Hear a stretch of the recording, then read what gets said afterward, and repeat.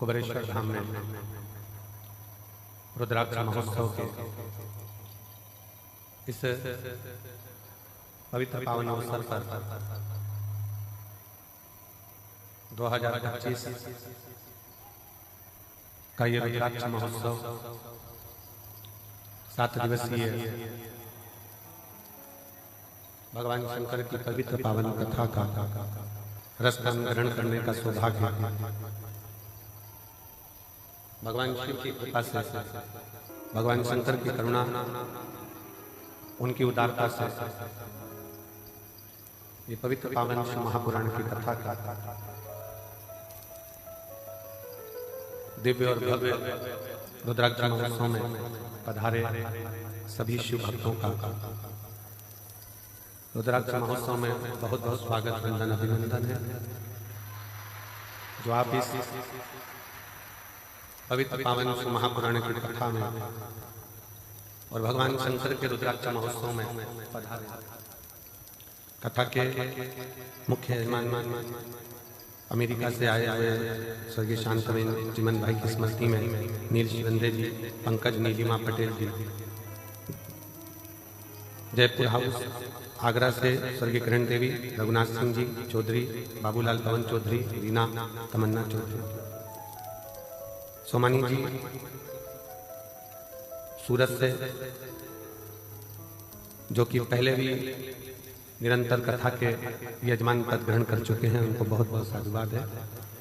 प्रमोद दीपक जी जाधव धूलिया महाराष्ट्र से, प्रीति नोटियाल जी दिल्ली से, विजय कुमार सुहासिनी रामचंद्र जी सुरशिवाल जी उदगीर महाराष्ट्र से, स्वर्गीय सीताराम जी लाजवंती देवी की स्मृति में सुभाष चंद्र हेमलता सिंघल जी द्वारा पटियाला से, श्री दिनेश गणपति काबरा जी काबरा परिवार एरंडोल महाराष्ट्र से, स्वर्गीय गोविंद राव जी की स्मृति में लीला राव जी द्वारा सतना से, सत्यनारायण रामदयाल जी मालपानी संभाजी नगर से, सुनीता विनोद कुमार जी गुप्ता अहमदाबाद से, सत्यनारायण जी अर्चना चौधरी इंदौर से, स्वर्गीय अमरीश गुप्ता जी स्मृति मयंक गुप्ता जी द्वारा मेरठ नगलेवाल से, श्रीमती रमा देवी सुप्रिया सिंह जी नगलोई दिल्ली से, कैलाश चंद करुणा गुप्ता जी मेरठ से, श्री संगीताबेन राजेंद्र पटेल जी अलीगढ़ उत्तर प्रदेश से, श्री देवेंद्र कुमार चतुर्वेदी जी द्वारा लखनऊ से, नितेश भाई जगमल भाई चोटलिया जी राजकोट से, संतोष जी राधा महेश्वरी जी इंदौर से, संजय जी झवर रमा झवर जी संभाजी नगर से, सुभाष चंद्र रक्षा कटियाल जी बेंगलोर से, भीम दत्त शर्मा सुरेंद्र दत्त संतोषी शर्मा लखनऊ से और मंजुला शर्मा जी बांसवाड़ा राजस्थान से, श्री केदारनाथ मीना जायसवाल ठाणे महाराष्ट्र से, नाथूलाल रामदेव जी अग्रवाल मुन्नीबेन अग्रवाल झालोद गुजरात से, प्रदीप जी श्री प्रदीप जी गुप्ता स्वीटी गुप्ता जी दिल्ली से, संजय माणिकचंद गवते जी सोलापुर से, बाला प्रसाद मननलाल जी ओझा सोलापुर से। ऐसे मुख्य यजमान का पद आपने ग्रहण किया है। एक बार जोरदार ताली बजाकर सभी के लिए साधुता। शिव कृपा से भगवान देवाधिदेव महादेव की यह पवित्र पावन भूमि कंकर शंकर की धरा, जहां 12 ज्योतिर्लिंग के मध्य में भगवान शिव इस भूमि पर विराजमान है। ना जाने कौन कौन से पुण्य और कौन कौन से प्रबल पुण्य आप लोगों के प्रखर हुए होंगे, जो आप यजमान पद ग्रहण करें और शिव महापुराण की कथा को श्रवण करने के लिए यहाँ पर आए।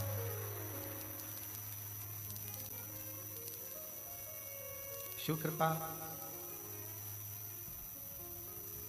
वो कहते हैं ना, तेरी कृपा बिना ना हिले एक भी अंगूर, लेते श्वास तेरी कृपा से तनो तनो, बखान क्या करूं मैं राखों के ढेर का, चपटी बहुत मेरे खजाना कुबेर का, हे गंगहार मोतीहार ओमकार तू, बोले ओमकार तू, आयो शरण तेरा शंभो तार तार तू, बखान क्या करूं मैं राखों के ढेर का, चपटी भभूत में खजाना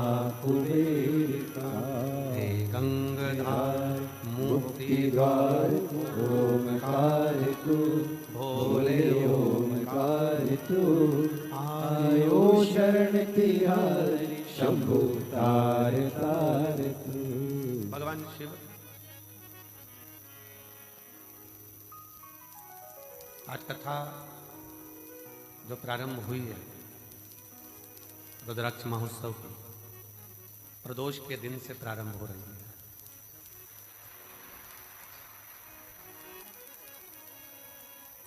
और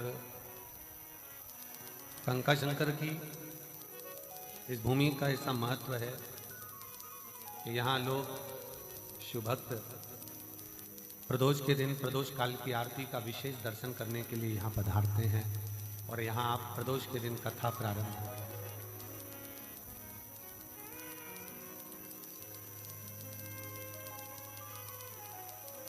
एक विश्वास भगवान देवादिदेव महादेव के प्रति,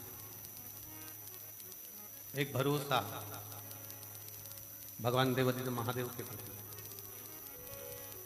जब बहुत प्रबल हो जाए, प्रखर हो जाए, तो समझ लेना कि फिर शिव को मिलने में कोई देरी नहीं है। शंकर मिलेगा। कहाँ बैठकर कथा सुन रहे हो? कुबेरेश्वर धाम में नहीं, अपने पिता के घर में।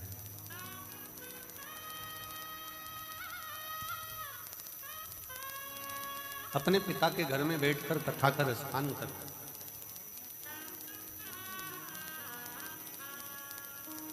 अब आ तो गए हो, बेटी, दामाद, मेरी जीजियां, मेरे जीजा, मेरी बेटियां, बेटा, मेरी माताएं। और जब आप दिल से बैठकर कथा का रसतत्व ग्रहण करेंगे, जब हृदय से भगवान शिव की अविरल भक्ति को धारण करेंगे, जब शिव तत्व को अपने भीतर उतारेंगे, तो ये निश्चित है कि वो शिव तत्व आपका और हमारा कल्याण करेगा।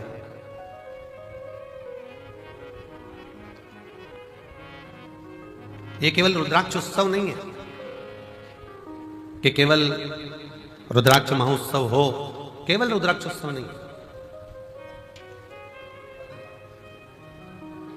साल भर में एक दिन मेरा कुबेर भंडारी ये 7 दिन के लिए, साल भर का जो ये 7 दिन है, जो कथा को श्रवण करने के लिए आते हैं, वो अगले वर्ष इतना बाबा दे देता है कि वो खुद भी यजमान बन जाते हैं। ऐसी कृपा से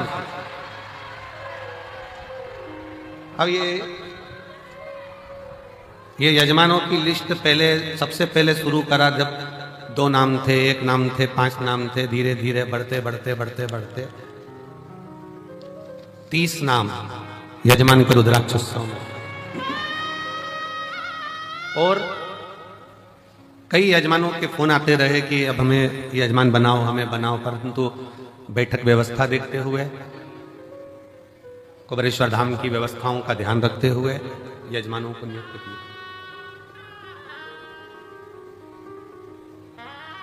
और ये हमारा विश्वास कहता है, भरोसा कहता है, ये शिव महापुराण का भरोसा और विश्वास कहता है। भले रुद्राक्ष को लेने के लिए लोग साल भर आते हैं, रुद्राक्ष लेते हैं, चले जाते हैं, वो अपनी जगह पर। विवाह होने के बाद बहू घर में आ जाए और बहू आने के बाद तुम बहू से मिलने जाओ, वो अलग बात है। पर विवाह वाले दिन तुम्हारी बहन के घर में शादी है और तुम बहन से कह दो कि नहीं मैं अभी नहीं आऊंगी, मैं तो आऊंगी 1-2 महीने बाद, 4 महीने बाद, 6 महीने बाद, जब रुद्राक्ष बटेगा ना तब मैं आऊंगी, अभी ना आऊंगी। तो क्या शादी का फंक्शन है, आज तो आना पड़ेगा, अभी शादी के फंक्शन में नहीं आएगी तो कब आएगी? तो क्या शादी तुम कर लो, एक काम करो, तुम आराम से करो, मैं बाद में आऊंगा। बोलो अच्छा लगेगा? जम के तो बोलो जरा। नहीं। अच्छा चलो, शादी के बाद तुम चली भी गई बहू से मिलने के लिए और तुम्हारी बहन की बहू को तुमने लिफाफा दे भी दिया, मुंह दिखाई की पांव की पायल, बिछुड़ी, कुछ भी, बक्कल, लाली, कुछ भी तुमने दे भी दी। पर ईमानदारी से बोलना, तुम तो मुंह दिखाई में दे दोगे, पर तुम्हारी बहन तुम्हारी विदाई में कुछ देगी क्या? नहीं। ओ भाई अब तुम आई, क्या मतलब इतने लेट आने से, अब हम क्या विदाई दें, अब तो जो विदाई थी सब चली गई। तो जो इस रुद्राक्ष महोत्सव के 7 दिन बाबा के इस धाम में आता है, कंकर शंकर पूजन करता है, प्रदोष काल की और सुबह की आरती का बाबा का दर्शन करता है, बाबा झोली पसार कर जो जाता है, अगले वर्ष वो खुद जजमान बन जाता है। इतनी कृपा शिव पर, इतनी कृपा।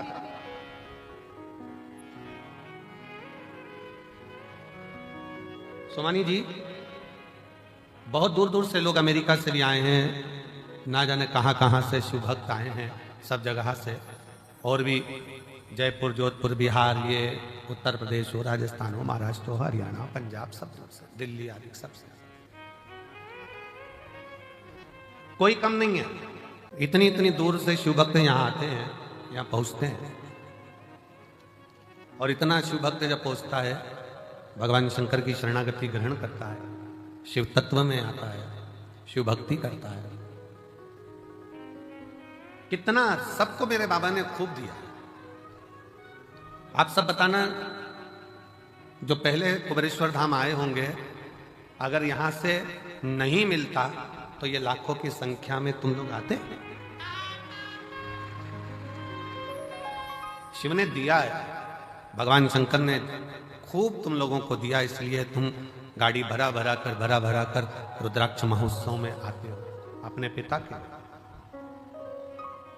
अपने बाबुल के, और दिल से प्रार्थना भी करते हो, रोज प्रार्थना करते हो। और शिव से कहो, तेरा ही दिया मैंने खाया पिया है, तेरा शुक्रिया है, तेरा शुक्रिया है, मुझे भोले बाबा ने बहुत दे दिया है, तेरा शुक्रिया है, तेरा शुक्रिया है।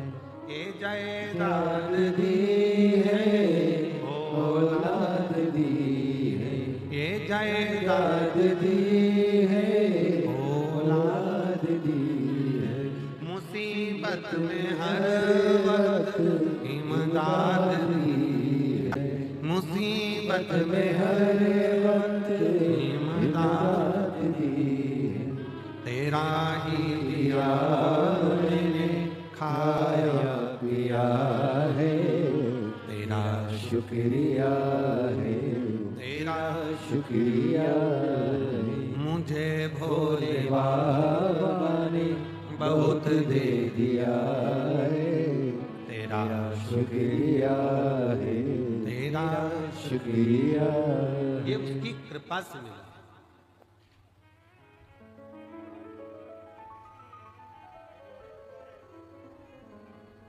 ये उसकी करुणा से प्राप्त हुआ। रुद्राक्ष महोत्सव के इस आयोजन में आप आए जरूर हो, पर आपको बुलाने वाला कोई व्यक्ति नहीं, कोई मनुष्य नहीं, आपको बुलाने वाला स्वयं देवाधिदेव महादेव है, जो यहाँ पर बुलाया। बोल बम का नारा है, जम के जरा बोल बम का नारा है, सारी समस्या का हल उसने आपको बुलाया। हाँ ये जरूर है थोड़ा, पर अब की बार एक और चीज है कि जितना हर वर्ष जगह में आयोजन होता था, अब की बार जगह को बढ़ाया गया, और खूब बढ़ाया गया, जिससे किसी भी शिव भक्तों को कोई तकलीफ नहीं।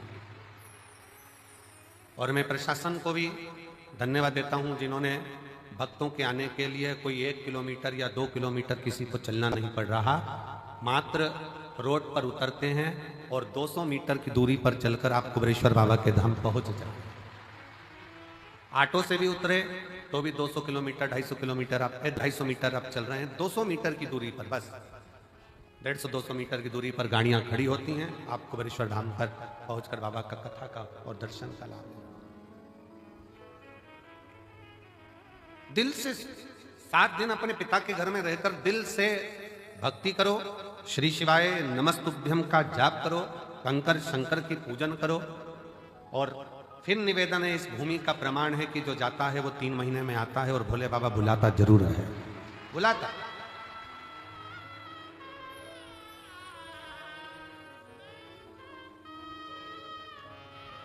लाखों की संख्या में आप लोग यहां पहुंचे हैं।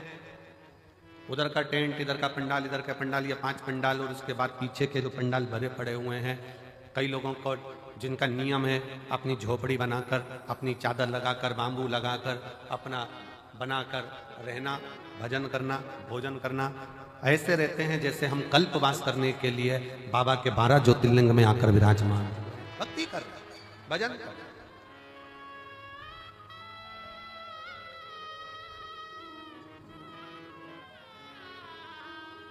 कोई मंदिर प्रांगण में पड़ा हुआ है अपना बैग झोपड़ा लेकर, चादर लगाकर, कोई पंडाल में पड़ा हुआ, अपनी भक्ति। कई माताएं खड़े होकर कथा सुनती हैं, कोई प्रणाम कर कर, कोई भूखी रहे, कोई भोजन ग्रहण कर, कोई भोजन के बाद, कथा के बाद भोजन ग्रहण कर कर। सबका अपना अपना नियम होता है रुद्राक्ष महोत्सव में जो आता है। और रुद्राक्ष उत्सव का नियम है, जो आया है खाली नहीं गया। 30 साल बाद भी अगर संतान नहीं हुई है और जिसने रुद्राक्ष उत्सव का 7 दिन नहीं, 5 दिन नहीं, 3 दिन भी अगर रसतत्व ग्रहण करा, इसी कंकर शंकर की भूमि पर वो रात्रि विश्राम करा, 30 साल होने के बाद भी औलाद लेकर बाबा के धाम आया। ये शिव तत्व की, ये कुबेरेश्वर धाम की रुद्राक्ष महोत्सव की महत्वता।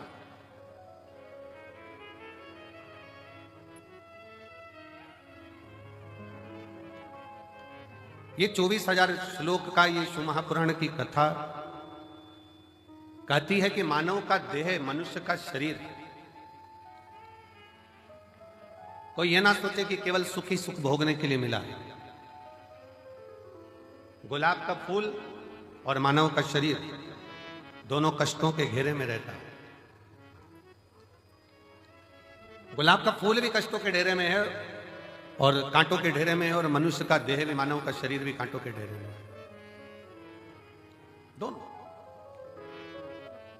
कितना संघर्ष गुलाब का फूल करता है, कांटों में रहता है, कांटों में रहता है, बड़ा भी होता है, कांटे उसको चारों तरफ से घेरे रहते हैं, पर वो गुलाब का फूल अपना विश्वास नहीं टूटने देता, और एक दिन टूटकर वो मेरे शंकर के चरणों में, मेरे राम के चरणों में, मेरे कृष्ण के चरणों में चला ही जाता। वो मेरे शिव के चरणों में, मेरे राम के चरणों में, मेरे कृष्ण के चरणों में चला जाता।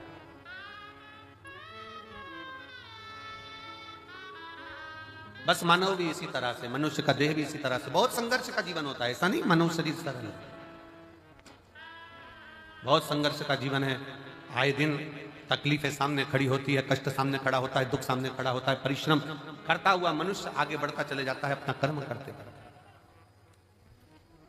और परिश्रम करता करता मनुष्य कर्म करता करता आगे बढ़ता चले जाता है। और जब बढ़ता है तो एक दिन ऐसा आता है भगवान शिव की कृपा से कि वो अपनी मंजिल तक पहुंच ही जाता है। वो पहुंचता है अपना कर्म। और एक बात अपने स्मरण में रखिए, आपका भाग्य कर्म को नहीं बदल सकता। शिव महापुराण की कथा कहती है आपका भाग्य कर्म को नहीं बदल सकता, पर शिव तत्व कहता है कि आपका किया गया कर्म आपके भाग्य की लेखनी को जरूर बदल सकता है। बस कर्म ठीक करो, मत बुरे कर्म कर बंदे वरना पछताएगा। भगवान की आंखों से तू बच नहीं पाएगा, तू बच नहीं पाएगा। अरे ओ अज्ञानी मत करना नानी, अरे ओ अज्ञानी मत करना नानी। तेरे कर्म का फल भी तू ही पाएगा, जैसा किया तूने तेरे आगे आएगा। मत बुरे कर्म कर बंदे वरना पछताएगा। भगवान की आंखों से तू बच नहीं पाएगा, तू बच नहीं पाएगा। आप जैसा कर्म करेंगे वैसा फल मिलना है, वो फल प्राप्त ही होगा। आप बस श्रेष्ठ कर्म की ओर अग्रणी तो हो।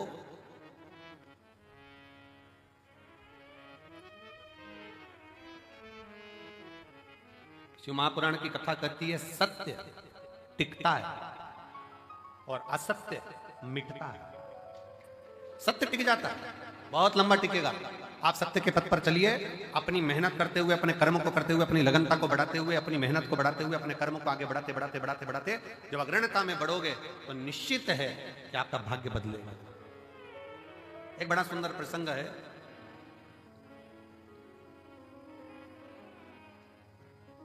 मां जगतजननी जगदम्बा अंबा मां पार्वती जी बैठी हुई,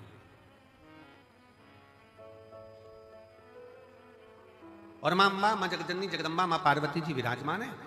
और उसी समय पर मां पार्वती जी के पास में दोनों बहुएं, रिद्धि और दूसरी सिद्धि, दोनों आई।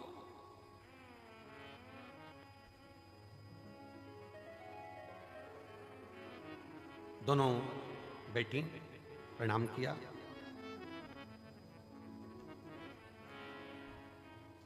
पार्वती जी ने आज रिद्धि सिद्धि दोनों को कहा कि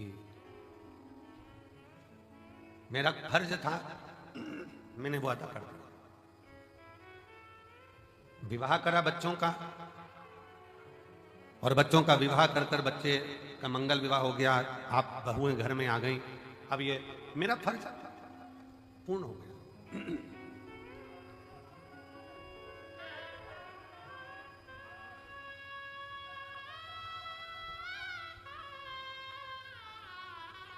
मेरा फर्ज मैंने अदा कर दिया। बहुएं घर में आ गई हैं, अब मेरा कर्म पूरा हो गया। तो रिद्धि सिद्धि में से रिद्धि ने भगवान शिव जी के सम्मुख में, भगवान शंकर तो थे नहीं, मां जगतजननी जगदम्बा पार्वती जी विराजमान थी, मां अंबा बैठी हुई, और मां अंबा से निवेदन करा, रिद्धि मां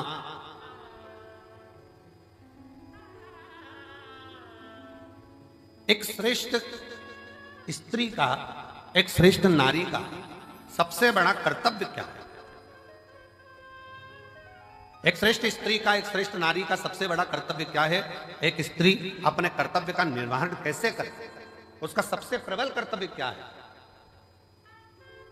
और ये केवल एक रिद्धि के लिए नहीं, माता रिद्धि के समय की बात नहीं, ये हुआ था भगवान दशरथ जी के सामने भी। दशरथ जी के सामने प्रसंग आया, भगवान दशरथ जी महाराज के सामने बहुओं के सम्मुख में आई, तो बहुओं को देखकर दशरथ जी महाराज ने विचार करा कि माता केकई ने तो शीश महल दे दिया है, कौशल्या मैया ने भी सुंदर उपहार दिया है, मुख दिखाई नहीं, माता सुमित्रा जी ने भी बहुत कुछ दिया है, मैं अपनी बहुओं को क्या दूं?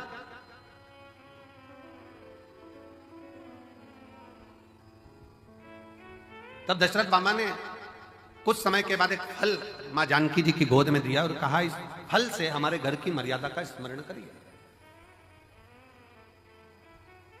जानकी माता ने उस फल के टुकड़े करे और वो फल दशरथ जी के हाथ में ले जाकर दिया। दशरथ जी ने देखा कि जितने मेरे घर के सदस्य हैं उतने उस फल के टुकड़े हैं। दशरथ जी ने अपनी बहू को साधुता दिया कि मेरे घर में जो बहू आई है वो श्रेष्ठ आई है। उसने ये दर्शाया है कि स्वयं अकेले नहीं खाना है, अपने माता पिता का संस्कार यह है कि घर में अगर थोड़ी सी भी सामग्री आए तो घर के जितने सदस्य हैं सब आपस में बांट कर खाएं, सब बांट कर खाएं। हमने पहले रुद्राक्ष उत्सव में एक कथा सुनाई थी, 5 तरह के चोरों का, 6 तरह के चोरों का वर्णन करा था कि चोटे कौन कौन सी क्वालिटी के होते हैं। जिनके स्मरण में होगा उनको मालूम होगा कि चोर कितनी कितनी क्वालिटी के होते हैं, उनकी कथा हमने कही थी। दूसरे के घर में से चोरी धन उठा कर लिया है वो भी चोर है, दूसरे का पड़ा हुआ सामान उठा ले वो भी चोर है, किसी के घर में बिना पूछे घुस गया वो भी चोर है। ऐसे चोरों की अलग अलग क्वालिटियां बताई थी। उसमें एक चोट्टा और बताया, वो कौन सा चोट्टा था? बाजार गया, खाने का सामान लाया, चुपचाप से जेब में रखा, पत्नी के कमरे में चला गया, दोनों ने मिलकर खा लिया, अपने बच्चों को दे दिया और घर में बूढ़े माँ बाप भूखे बैठे हैं, समझ लेना चोट्टा है, चोर है, वो चोर।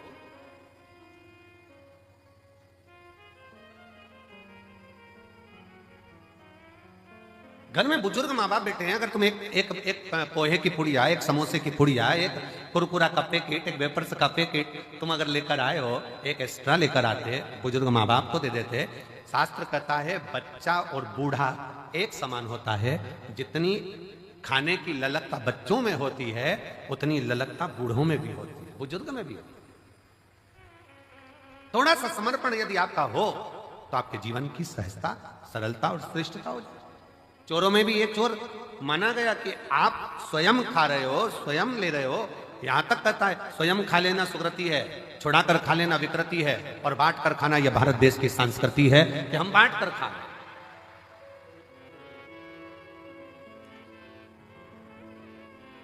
जो मिला है उसको श्रेष्ठता में पाओ, जो प्राप्त हुआ है उसको सहजता में लीजिए।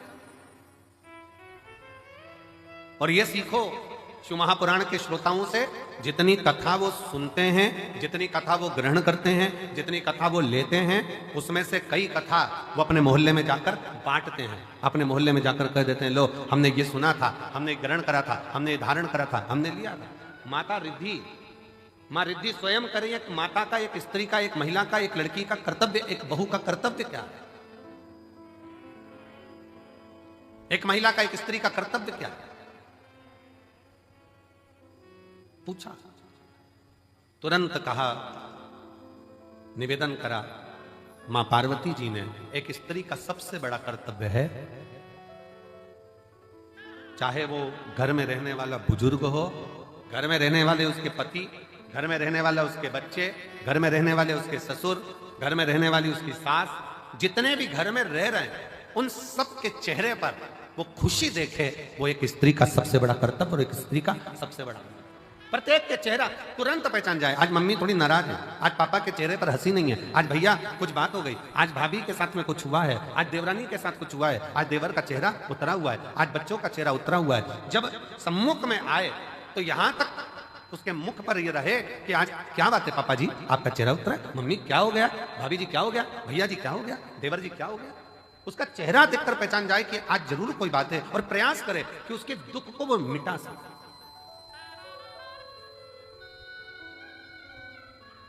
एक बात बहुत अच्छे तरह से कहेंगे, आज के जमाने में भूखे को भोजन कराने वाले ढेर सारे हैं, कम है क्या? जम के बोलो जरा। आज के जमाने में भूखे को भोजन कराने वाले बहुत सारे हैं, पर आज के जमाने में जो भूखा है, जो भूखा रहता है, उसको कमाने का तरीका सिखाने वाले कम है। भूखे को भोजन देने वाले बहुत सारे मिलेंगे और कहेंगे हम इनको भोजन करा देंगे, हम इनको लंगर करा देंगे, हम इनको भंडारा करा देंगे, ये भोजन करें, ये भोजन ग्रहण करें। पर अपने भीतर एक बात उतार कर रखिए कि किसी को भोजन करा रहे हो वो आपकी दया है, आपकी श्रेष्ठता है, भगवान की कृपा है, भोलेनाथ की करुणा है। पर उसके साथ एक बात और स्मरण में रखो कि जो बहुत दिनों से भूखा है, रोज कुछ ना कुछ बातें, रोज तकलीफ में, रोज कष्ट में, रोज परेशानी में, तो उसको समझा कर देखो हम कब तक आपको देंगे, हम कब तक आपको प्रदान करेंगे। एक काम करो, आप कुछ काम चालू करो, कोई व्यापार चालू करो, कोई व्यवसाय चालू करो, कोई ऐसा कार्य करो जिससे तुम्हारे जीवन में 2 रोटी रोज की आए और तुम्हें किसी के आगे हाथ फैलाना ना पड़ जाए। शिव महापुराण की कथा कहती है, कुबेरेश्वर धाम पर आने वाला एक एक व्यक्ति, एक पत्र है,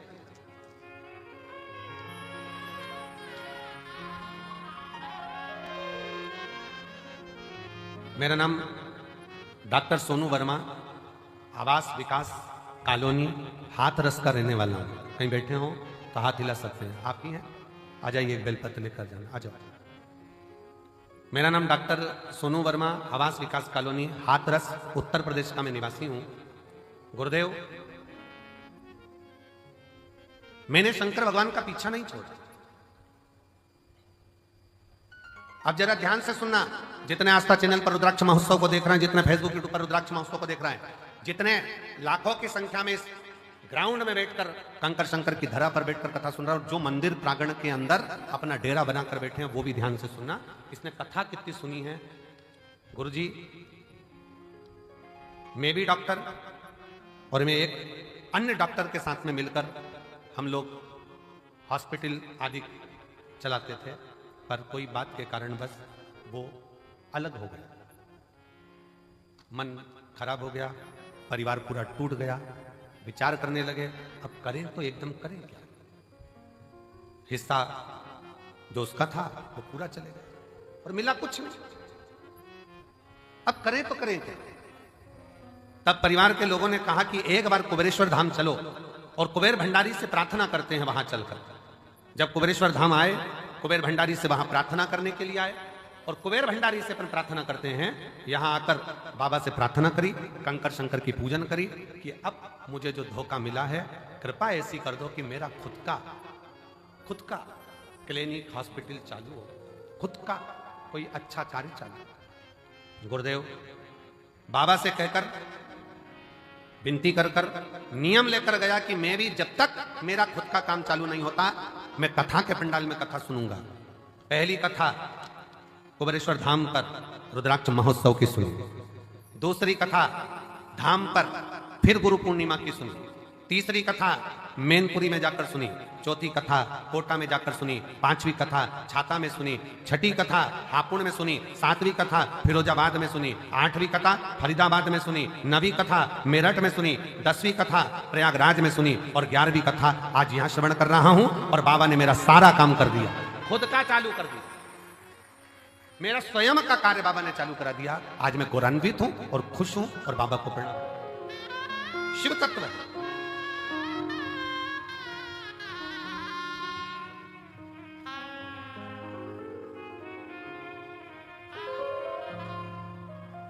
और मैंने तेरे ही भरोसे बाबा, तेरे ही भरोसे हवा विच उड़ती जवानी बाबा डोर तो छठी में कटी जवानी।